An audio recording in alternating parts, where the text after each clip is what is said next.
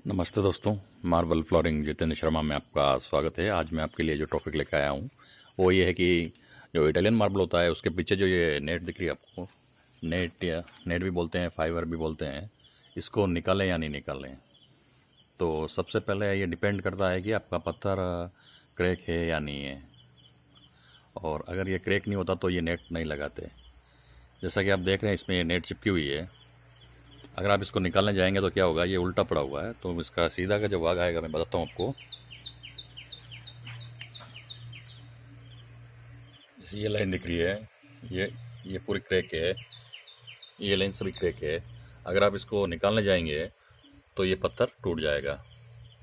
और जो पत्थर अगर क्रैक नहीं होता तो उसके पीछे नेट नहीं होती है। जैसे ये इटालियन मार्बल है, इसमें नेट नहीं है तो ये क्रैक नहीं है। तो ये जो पत्थर है इसमें आप नेट नहीं निकाला ज़्यादा अच्छा है। अगर आपको ये लगाना है तो इस पर थोड़ा अपना ग्राइंड मशीन लेके थोड़ा पेस्ट कहीं ना कहीं रब कर दें तो ज़्यादा बेस्ट रहेगा। तो जैसे एक और मैं बताता हूँ आपको, इस पत्थर में भी बहुत ये क्रैक आएंगे, तो ये भी इसकी भी नेट नहीं निकाला तो ज़्यादा बेस्ट है। चलिए देखिए इसकी नेट है कि नहीं। ये इसमें भी नेट लगा हुआ है,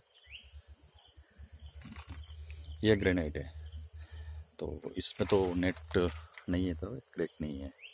इसीलिए जब आपने पूछा था मेरे को कि बहुत से लोगों ने पूछा था कि पत्थर के नेट लगाएं या नहीं लगाएं, निकालें या नहीं निकालें, तो आप पत्थर की कंडीशन पर डिपेंड करेगा ये आप। धन्यवाद दोस्तों, अगर मेरा वीडियो अच्छा लगा हो तो लाइक और सब्सक्राइब ज़रूर करें।